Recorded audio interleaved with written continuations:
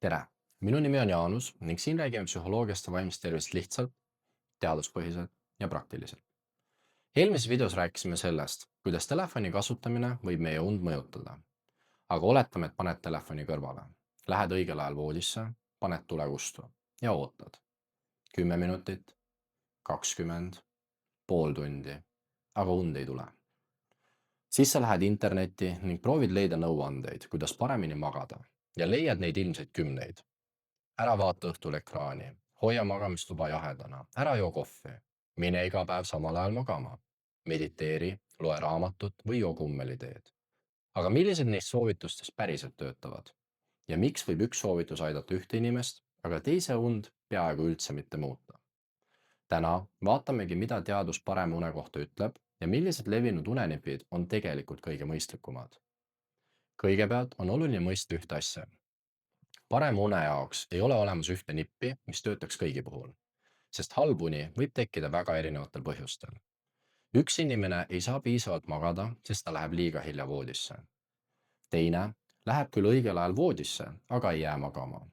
Kolmas ärkab öö jooksul mitu korda. Neljas magab piisavalt kaua, aga tema unerütm muutub pidevalt.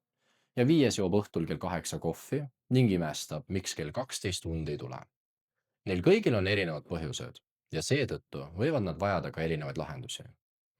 Alustame ühest kõige lihtsamast soovitusest. Regulaarne unerütm. Meie und mõjutab ööpäevarütm ehk keha sisemine kell. See süsteem aitab reguleerida seda, millal tunneme end ärksana ja millal hakkab keha valmistuma magamiseks.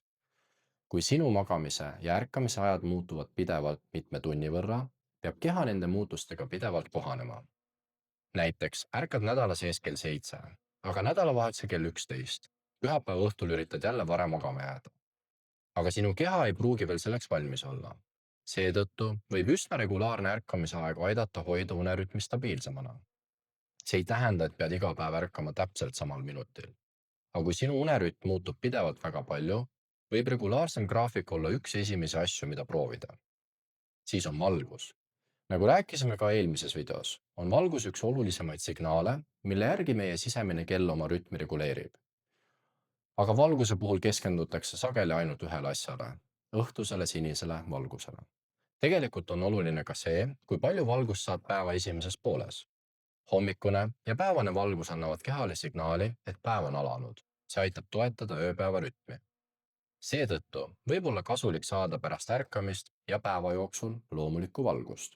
Näiteks minna hommikul või päeval õue. See ei pea olema eraldi keeruline unerutiin. Mõnikord võib piisata sellest, et lähed hommikul kooli või tööle jalgsi või veedad päeva jooksul natukene aega väljas. Järgmine väga levinud soovitus on vältida õhtul kofeiini. Ja sellel soovitusel on üsna selge põhjus. Päeva jooksul koguneb ajus aine nimega adenosiin. Lihtsustatult aitab see kaasa sellele, et mida kauem oleme ärkvel, seda suuremaks muutub meie unerõhk. Kofeiin blokeerib ajutiselt adenosiini toimet ja seepärast tunnemegi pärast kohvi ennast erksamana. Aga kofeiini mõju ei kao kohe pärast seda, kui oled kohvitassi lõpetanud. See võib organismis püsida veel mitu tundi. See tähendab, et õhtune kohv või energiajook võib mõnel inimesel uinumist raskendada või und mõjutada ka siis, kui ta ise ei tunne, et kofeiin teda eriti ergutaks. Kui sul on õhtuti raske magama jääda, võib olla kasulik vaadata, millal sa päeva jooksul viimase kofeiini tarbisid. Ja tasub meeles pidada, et kofeiin ei ole ainult kohvis, seda leidub ka energiajookides, koolajookides, tees või mõnes teises tootes. Aga oletame, et sul on unerütm enam-vähem korras. Sa ei joo õhtul kohvi, telefon on kõrval ja ikkagi lamad voodis ning uni ei tule. Siin muutub asi huvitavaks, sest mõnikord võib probleemiks saada voodi ise. Mitte voodi füüsilised, vaid see, millega sinu aju on õppinud seda seostama. Kui veedad voodis palju aega ärkvel olles, õppides, telefonis olles, muretsedes või lihtsalt und oodates, võib voodi hakata seostuma ärkvel olekuga. Lähed voodisse, vaatad kella, mõtled, miks ma juba ei maga. Proovid veel rohkem magama jääda ja mida rohkem sa üritad, seda ärksamaks sa muutud. Üks unetuse ravis kasutatav lähenemine on stiimuli kontroll. Selle põhimõte on lihtne. Voodit püütakse uuesti seostada magamise, mitte pika ärkvel olekuga. Praktikas tähendab see muuhulgas seda, et voodisse minnakse siis, kui ollakse unine. Ja kui uni pikemat aega ei tule, võib olla mõistlik korraks voodist välja tulla ja teha hämaras valguses midagi rahulikku. Kui unisus tagasi tuleb, lähed uuesti voodisse. Mõte ei ole hakata öösel midagi põnevat tegema.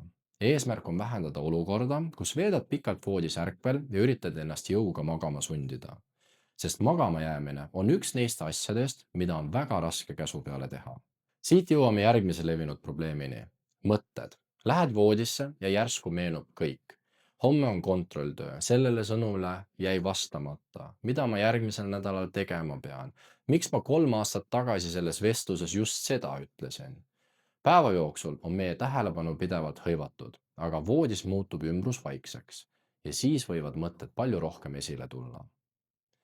Sellises olukorras võib aidata see, kui annad nendele mõtetele aega juba enne voodisse minekut. Näiteks kirjutad üles, mida pead homme tegema või paned kirja mõtted, mida kardad unustada. See ei tähenda, et kõik mured kaovad, aga mõne inimese jaoks võib see vähendada vajadust kõike voodis peas hoida. Samuti võivad aidata rahulikud lõõgastustehnikad, näiteks aeglane hingamine või lihaste järk-järguline lõdvestamine.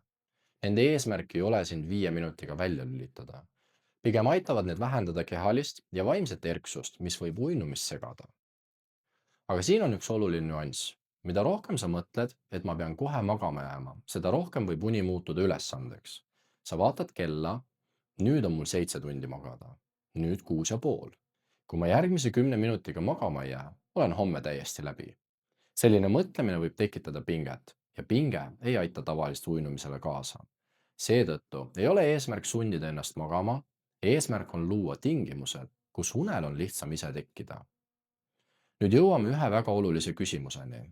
Kas hea une jaoks piisab lihtsalt unehügieenist? Unehügieeni all mõeldakse tavaliselt harjumusi ja keskkonda, mis võivad und toetada. Regulaarne unerütm, sobib valgus, kofeiini ajastamine, rahulik magamiskeskkond ja tegevused, mis aitavad enne und rahuneda. Need on mõistlikud harjumused.